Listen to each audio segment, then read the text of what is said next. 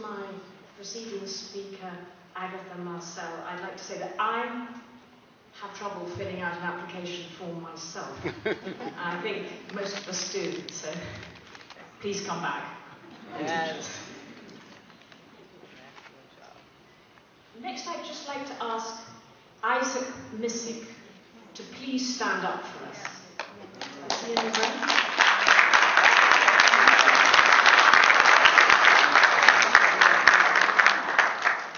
This young man of St. George's High School should be the one giving my speech.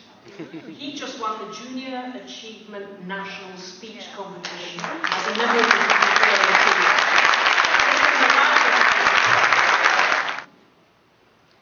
Now, you might think that the Honourable Minister of Tourism and I have been comparing notes, but I didn't see his speech. He didn't have one. And he didn't see mine. But our message is the same. Next year will mark the 60 years of the birth of the city of Freeport. 60 years since the signing of the Hawksbill Creek Agreement. 60 years of development and the fulfilment of a dream. 60 years of a successful partnership between the government of the Bahamas and the Grand Bahama Port Authority. I was also born in 1955, so that helps me remember the date.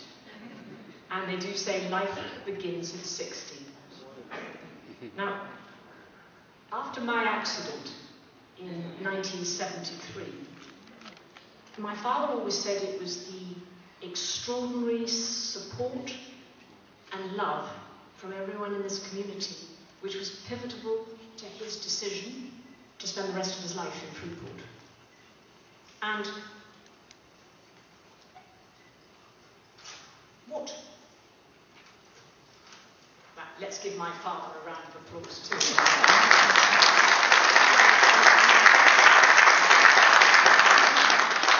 Will I spend the rest of my life in Freeport? Well, time will tell. What is the Hawksbill Creek Agreement? What does it mean? It is, in a sense, the fabric of Freeport. If you like, it's the magic carpet under the magic city. And when I say Freeport, I mean Grand Bahama. Let's look at the rich tapestry that is the history of Freeport's development. And it's not so old. There are some of you who have experienced that whole journey. Some of you here would remember the dredging of the Deepwater Harbour, the canal system, the Rand Memorial Hospital, the schools, the banks, the new international airport, the container port, the highways and byways. As a teenager, I experienced the nightlife, Kiki Rouge, Sergeant's Tent, Sandpiper, Joker's Wild, and I say this because many of us, not of Sajat's generation, need reminding from time to time of all that has gone into the Freeport of today. And the Freeport of today is the building block for the Freeport of the future. You just think for a minute of the wonderful companies that the Freeport brand, the Hawksbill Creek brand, has been able to attract here. It reads like a who's who of the business culture. Hutchison Whampoa, the world's leading developer of ports. MSC, the largest shipping company in the US and Latin America, and one of the largest in the world. Buckeye, who own Vorco, with some $2 billion invested in the last couple of years alone. Dart Enterprises, who own polymers. Martin Marietta of Bahama Rock. Novisa, who own Pharmachem, manufacturer of the key ingredient in the #1 HIV drug of today. Columbus Communications, the fiber optic network hub of the Caribbean. Carnival Cruise Line, Royal Caribbean, whose cruise ships not only frequent these shores, but who between them build and own the Grand Bahama shipyard. And I'm not going to steal Carl Gustav, my friend Carl Gustav's thunder, but the latter has one of the very largest cruise ships in the world in dry dock as we speak. And who else is there? Clarence, Scotiabank, RBC, Canadian Imperial Bank. I could go on and on. But as the Minister said, ladies and gentlemen, this isn't New York, it's not Hong Kong or Paris, this is the small island of Grand Bahama. These companies have invested in Grand Bahama, in the people of Grand Bahama. They're good corporate citizens. And guess what? They're ready to invest more, millions more. And it's our mandate to help them to do so and to attract new players. And look at our Grand Bahamian businesses. From Focal to the Bahamian Brewery, to Solomon's, to CarQuest, Freeport Jet Wash, and the brand new Caribbean Tobacco, or indeed Quality Services, the largest steel manufacturing company in the Bahamas. The largest steel manufacturer in the Bahamas. Bradford Marine, everyone we collectively call Freeport's licensees. That's the essence of our private-public sector partnership. So avant-garde that it predated the Inter-American Bank, IDB, initiatives of today. Private equity risk, relieving the government from the burden of huge infrastructure debt obligations. It's a great model, and one that the Port Authority and the government, by agreement between them, has the template for the Hawksbill Creek. What are our issues today? Well, to answer that, as the Minister said, we can't just look at ourselves in splendid isolation. We have to constantly re-evaluate ourselves in relation to the countries and nations around us. Remaining competitive is paramount. And more than that, as you've heard, and I shall say again, we must always strive to be best in class. That's essential to survive in an ever-changing environment.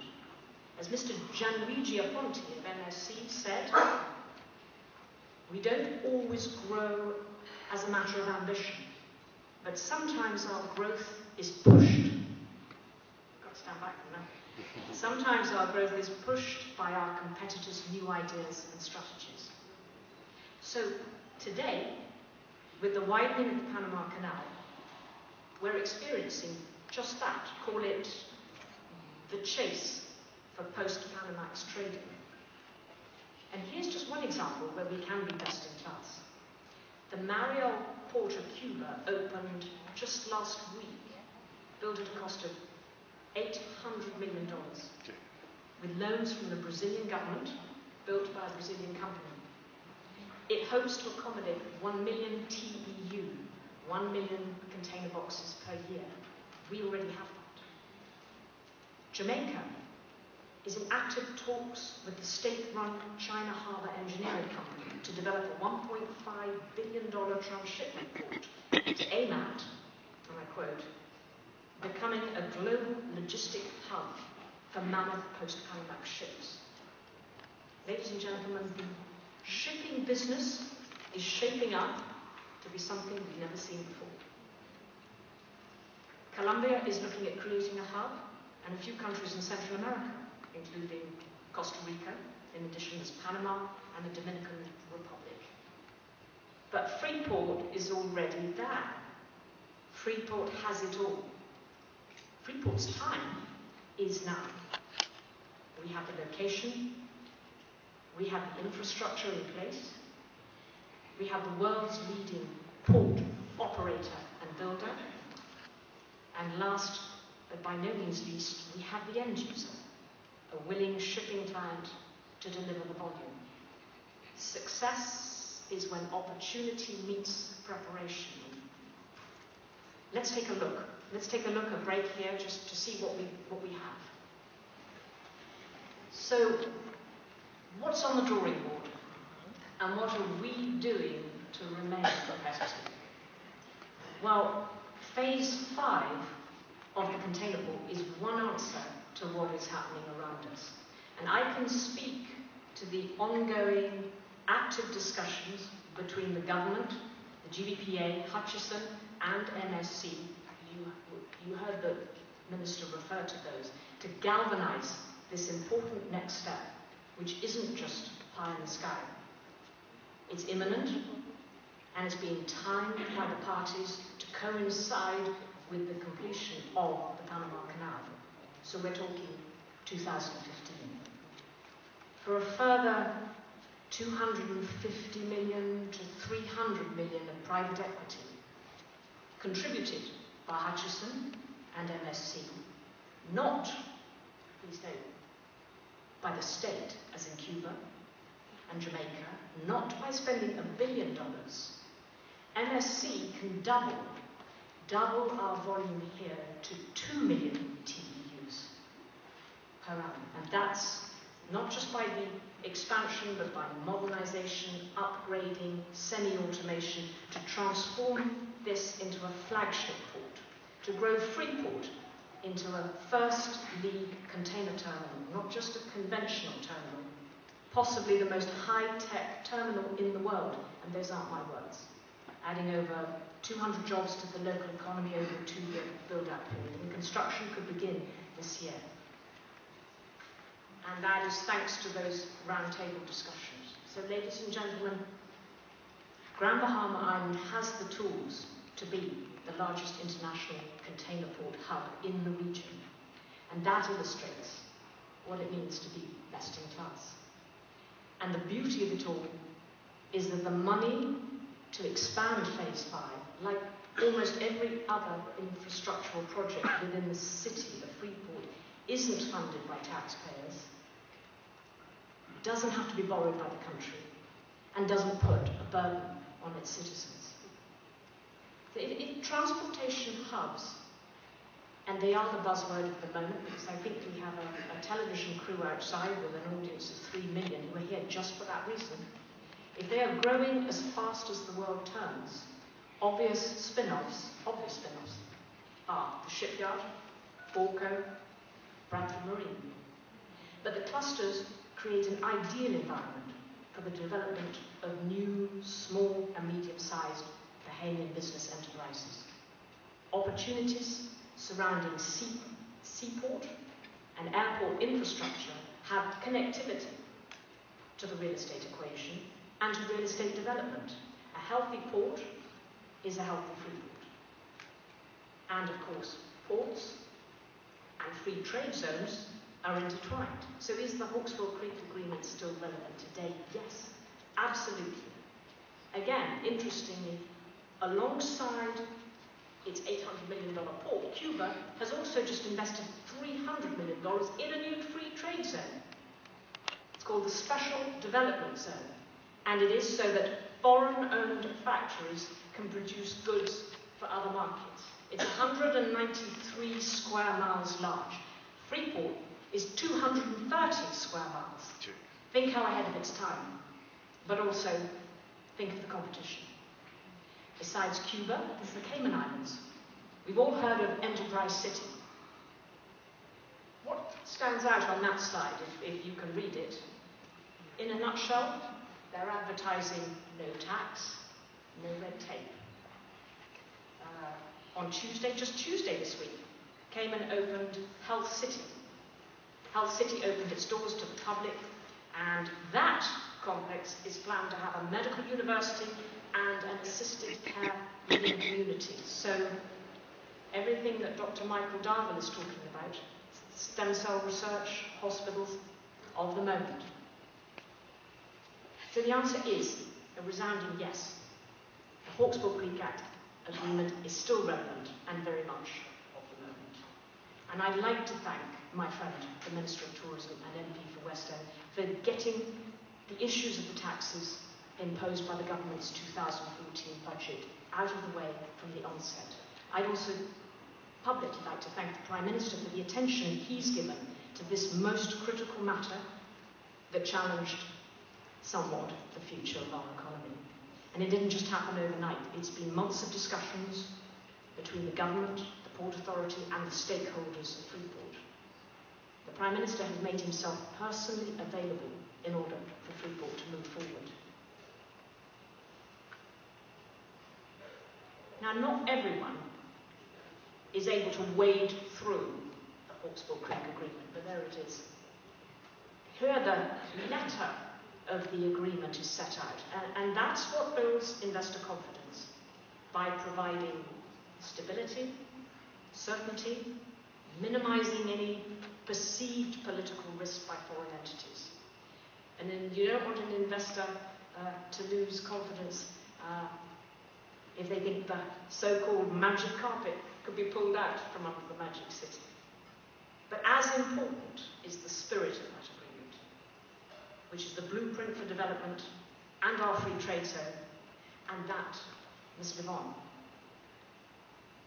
Having worked closely with the government on the recent customs regulations, I'm now confident that we can find positive resolutions to the expiring concessions in the self-same spirit. After all, we share the same goals to create more jobs, more revenue for the nation, and to see Freeport explode into life. Now, I'm coming to an end, but I probably can't close the chapter about being competitive without addressing the issue of power. Unlike many other Caribbean countries, we now have a reliable utility, reliable power. And for the power companies' brand new generators, the possibility to convert to compressed natural gas. They just need the permits from the US, and I invite all stakeholders to lobby the US for those permits. We're ahead of the game. Couldn't have done that with the old generators. That would make us best in class. Stable rates, lower rates, other benefits to industrials and residents. And as demand grows, the electricity price will fall too. Living on an island with a small population instead of a mainland continent isn't all pluses. But I know cost is a very emotive issue, and I can assure you it's being addressed as a priority by us as regulators.